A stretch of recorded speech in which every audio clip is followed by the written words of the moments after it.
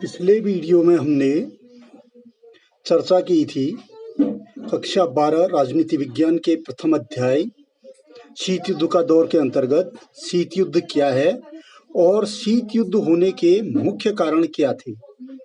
आज हम शीत युद्ध के कारणों पर विस्तार से चर्चा करेंगे।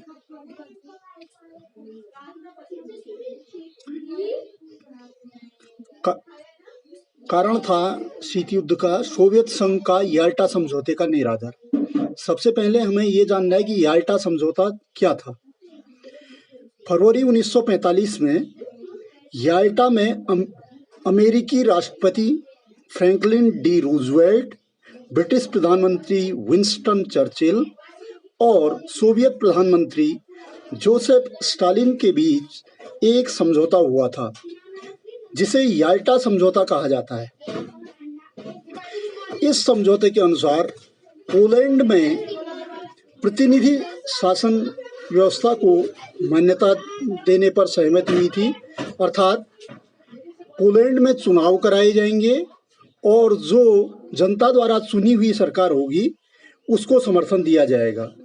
परंतु सोवियत प्रधानमंत्री स्टालिन ने इस समझौते का निरादर करते हुए लुबनिन सरकार, जो वहाँ की पहली सरकार थी, उसी को सहायता देना आरंभ कर दिया और वहाँ अमेरिका और ब्रिटेन के पर्यवेक्षकों को प्रवेश की अनुमति देने से भी इनकार कर दिया। पोलैंड के जनवादी नेताओं को सोवियत संघ ने गिरफ्तार करना आरंभ किया और उनके समझौते के विपरीत हंगरी, रोमानिया, चेकोस्लोवाकिया तथा बुल्गारिया में भी अपना प्रभाव बढ़ाना आरंभ कर दिया तथा चीन में साम्यवादी दल को अप्रत्यक्ष रूप से सहायता पहुंचाने का प्रयास किया गया। आगे चलकर जो शीत युद्ध का आधार बना, इसी कारण से फिर अमेरिका और सोवियत संघ में मतभेद हो गए, क्योंकि उसने याल्टा समझौते का सोवियत संघ ने निरादर किया। तो इस कारण सोवियत संघ और अमेरिकी गुट पर मतभेद उभर कर सामने आए, जो शीत युद्ध का कारण बना।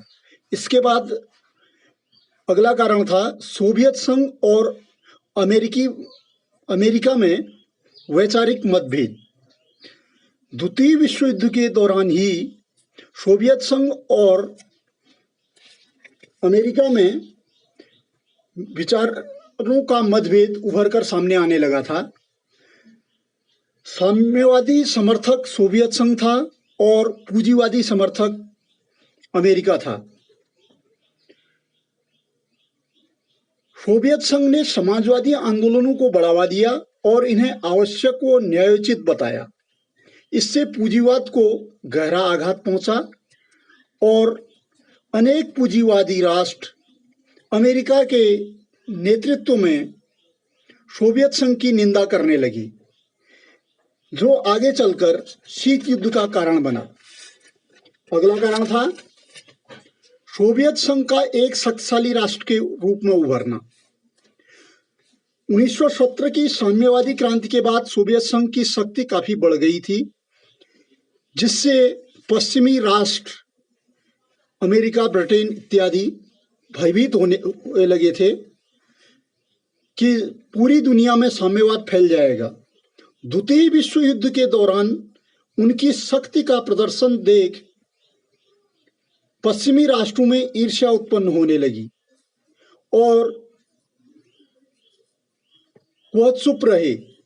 लेकिन द्वितीय विश्व युद्ध के बाद उन्होंने पश्चिमी राष्ट्रों को एकत्रित करने का प्रयास किया, जिससे सोवियत संघ को आघात पहुंचा और सोवियत संघ को लगा कि यह राष्ट्र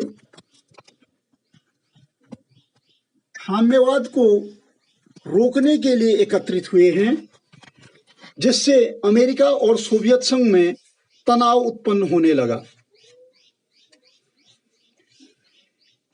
अगला कारण था ईरान में सोवियत संघ का हस्तक्षेप। द्वितीय विश्व युद्ध के दौरान यह समझौता हुआ कि जर्मनी के आत्मसमर्पण के 6 महीने के अंदर ही मित्र राष्ट्र अपनी सेनाएं वापस बुला लेंगे। समझौते के अनुसार ब्रिटेन और अमेरिका ने वहां से अपनी सेनाएं वापस बुला ली, परंतु सोवियत संघ ने अपनी सेनाएं वहां से नहीं हटाई। संयुक्त राष्ट्र संघ के दबाव में आकर काफी विलंब के बाद सोवियत संघ ने उत्तरी ईरान छोड़ा। इस कारण अमेरिकी गुट और सोवियत गुट में मतभेद उभर कर आने लगे, जो शीत युद्ध का कारण बना।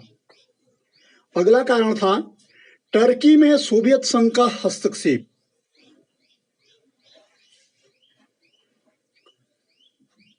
द्वितीय विश्व युद्ध के बाद सोवियत संघ ने टर्की के कुछ प्रदेशों में अपने सैनिक अड्डे बनाने के लिए दबाव डाला। अमेरिका तथा अन्य पश्चिमी देश इसके विरुद्ध थे। इस दौरान अमेरिका ने ट्रूमैन सिद्धांत का प्रतिपादन करके टर्की को हर संभव सहायता देने का प्रयास किया, ताकि साम्यवाद के प्रभाव को टर्की में फैलने से रोका जा सके। इससे सोवियत संघ और अमेरिका में मतभेद और गहरे होने लगे, जो आगे चलकर शीत युद्ध का कारण बने।